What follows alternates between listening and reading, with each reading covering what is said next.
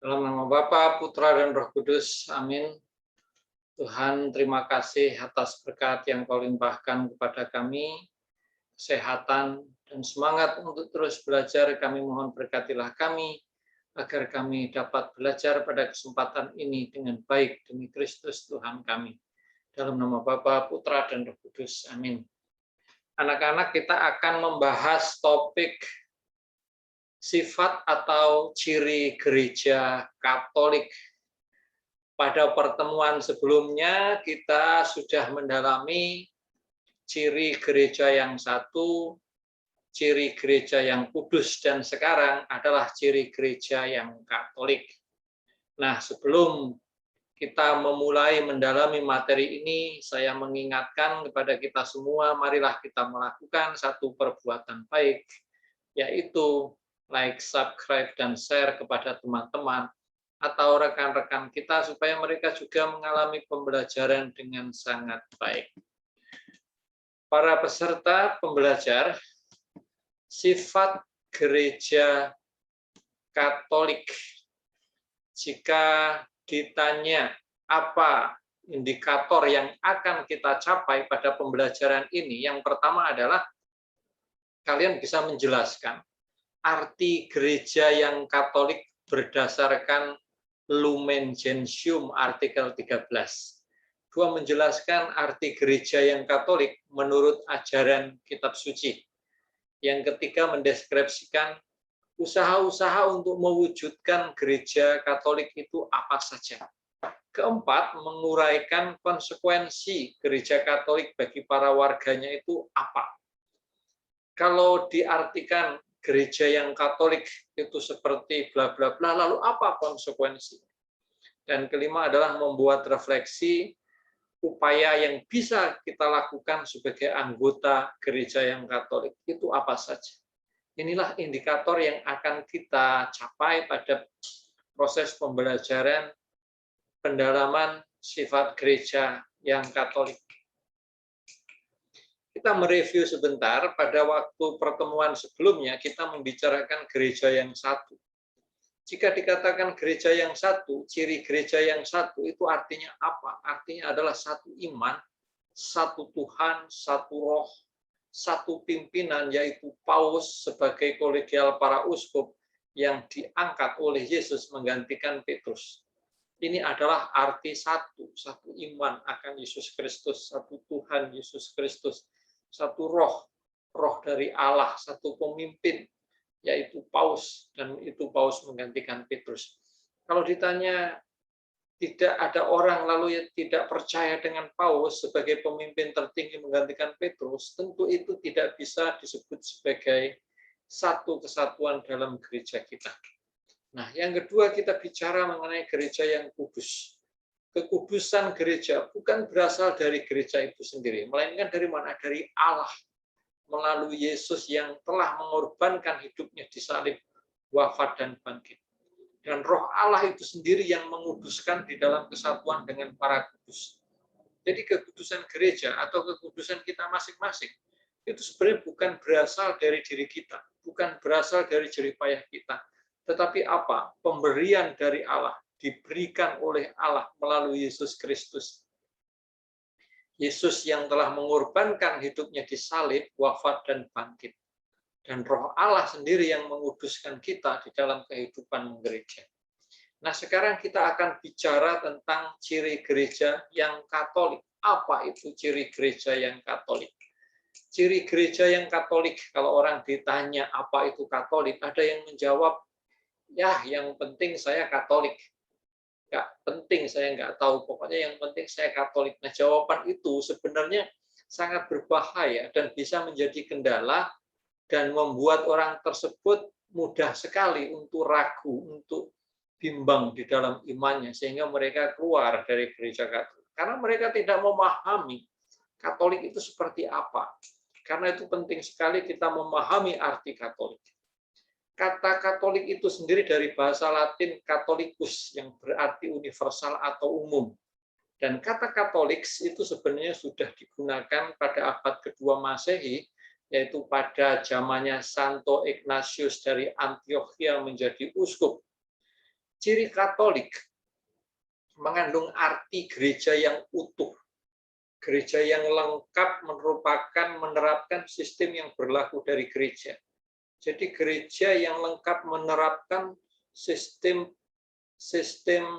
peribadatan, sistem kepemimpinan, sistem kepercayaan yang itu diwarisi dari gereja perdana dari Petrus. Semua orang yang telah dibaptis secara Katolik di seluruh dunia itu menerima pengajaran iman dan moral serta berbagai tata liturgi yang sama dimanapun. Artinya apa? Artinya ketika saya atau Anda berada di Ethiopia, lalu Anda ikut perayaan Ekaristi, di sana pun Anda menerima pengajaran iman dan moral yang sama, mengikuti tata ritual yang sama. Itu adalah sifat universalnya, di mana saja. Maka tidaklah kesulitan bagi orang Katolik untuk mengikuti perayaan Ekaristi dimanapun saja. Nah, kata universal itu juga sering digunakan untuk menegaskan bahwa tidak ada yang namanya sekte-sekte atau bagian-bagian di dalam gereja Katolik itu nggak ada. Itu. Jadi nggak ada sekte-sekte. Ini sekte ini aliran ini sekte ini itu nggak ada. Itu makna Katolik, makna universal. Nah, lalu bagaimana ajaran gereja mengatakan tentang Katolik? Kalau kita mau melihat makna kata Katolik, ciri Katolik, di dalam ajaran gereja kita harus membuka Lumen Gentium, artikel 13. Mas ingat kan Lumen Gentium itu apa? Lumen Gentium itu, bacanya Gentium, bukan Gentium. Itu adalah salah satu dokumen Konsili Vatikan kedua. Jadi salah satu dokumen Konsili Vatikan kedua itu adalah Lumen Gentium. Artikel 13 menegaskan tentang kekatolikan dari gereja. Dikatakan demikian, satu umat Allah itu hidup di tengah segala bangsa di dunia, karena memperoleh warganya dari segala bangsa. Gereja memajukan dan menampung segala kemampuan, kekayaan adat istiadat bangsa sejauh itu baik.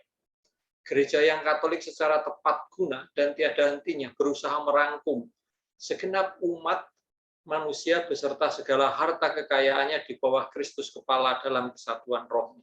Mau ditegaskan bahwa gereja itu memeluk, menerima semua yang baik yang ada di dalam masyarakat, di dalam tradisi, dan itu menjadi kekayaan di dalam gereja. Gereja menampung semua kemampuan hal-hal positif yang dimiliki oleh manusia, dimiliki oleh suku bangsa, dimiliki oleh budaya tertentu. Dan itu dipersatukan di dalam satu umat yang disebut satu umat Allah dengan Kristus sebagai kepala. Itulah kekatolikan. Jadi sekali lagi ajaran gereja di dalam Lumen Gentium mengartikan kekatolikan. Gereja menerima semua kemampuan segala sesuatu yang baik yang ada di dalam masyarakat. Gereja yang Katolik, karena gereja itu menerima semua warga di dunia dengan segala budaya yang ada serta segala kekayaannya. Artinya bahwa di dalam gereja Katolik tidak ada satu budaya lebih tinggi daripada budaya lain, atau budaya lain lebih rendah daripada budaya tertentu. Tidak ada. Semua dipeluk, dirangkum, diterima sebagai kekayaan gereja. Itulah. Nah, simpul persaudaraan yang bisa kita pelajari dari seorang kardinal namanya Bergoglio. Bagaimana kardinal ini di dalam hidupnya menampakkan ciri gereja yang Katolik. Kita lihat. Bergoglio itu adalah uskup kota Buenos Aires. Uskup yang membangun persaudaraan dengan agama lain dengan sangat intensif. Ia seringkali mengadakan dialog, mengunjungi saudara-saudara yang beragama beda. Bahkan ia tidak segan masuk ke masjid dan merayakan perayaan agama Yahudi. Pada tahun 2012, dia mengundang semua tokoh agama berkumpul di depan katedral untuk membangun persaudaraan. Ia seolah membuka pintu gereja untuk semua orang sebagai saudara. Mereka berkumpul untuk berdoa bagi perdamaian di Timur Tengah. sikap kekatolikan yang ditunjukkan oleh Uskup Bergoglio itu seperti apa itu tadi? Satu, beliau menghargai budaya kepercayaan lain. Beliau melihat perbedaan disambut sebagai saudara. Beliau aktif menjalin relasi kerjasama, mengunjungi saudara yang berbeda agama dan budaya, mengedepankan kehidupan damai di tengah masyarakat. Inilah sikap kekatolikan. Jadi kalau kita lihat, kita ditanya, sifat kekatolikan itu seperti apa? Menghargai orang lain, menghargai budaya lain, membangun relasi sebagai saudara, tidak menganggap diri lebih baik, lebih tinggi daripada orang lain atau budaya orang lain. Itu adalah sifat kekatolikan atau makna kata kekatolikan atau makna ciri gereja yang Katolik.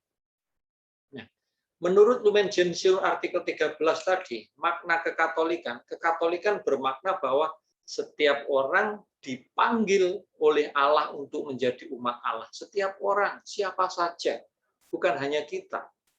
Untuk inilah maka Allah sebenarnya mengutus Yesus putranya ke dunia menyelamatkan semua manusia menjadi satu umat Allah.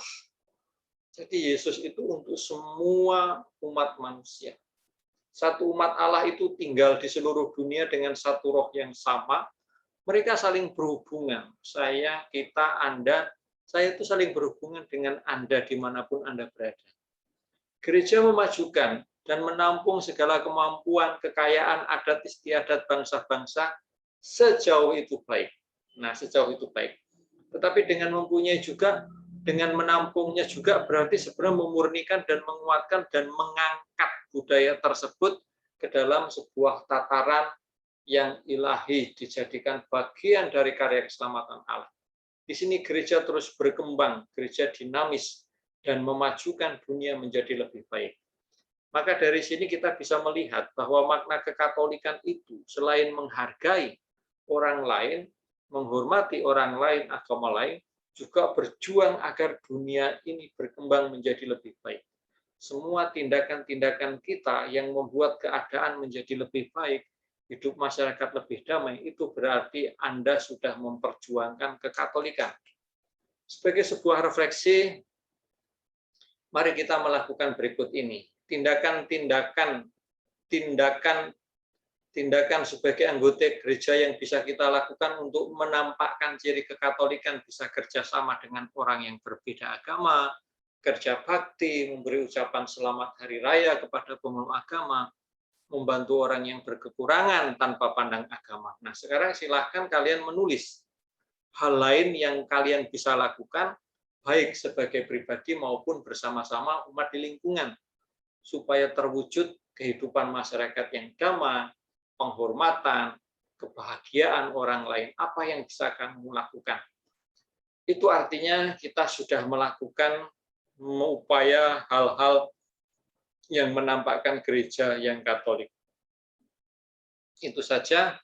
Semoga pembahasan kita mengenai gereja yang Katolik ini mampu membuat kita semakin mencintai gereja, bertindak semakin mengembangkan, menghormati orang lain, sehingga terwujud masyarakat yang damai. Itu saja. Semoga ini bermanfaat, dan marilah kita menutup dengan doa. Dalam nama Bapa, Putra, dan Roh Kudus. Amin. Terima kasih Tuhan atas berkat yang Kau limpahkan kepada kami hari ini. Kesempatan ini, berkatilah kami, supaya apa yang sudah kami pelajari dapat kami praktekkan. Ini semua kami mohon kepadamu karena Kristus Tuhan kami. Dalam nama Bapa, Putra, dan Roh Kudus. Amin. Anak-anak, demikian pertemuan kali ini. Semoga bermanfaat dan Tuhan memberkati. Jangan lupa jaga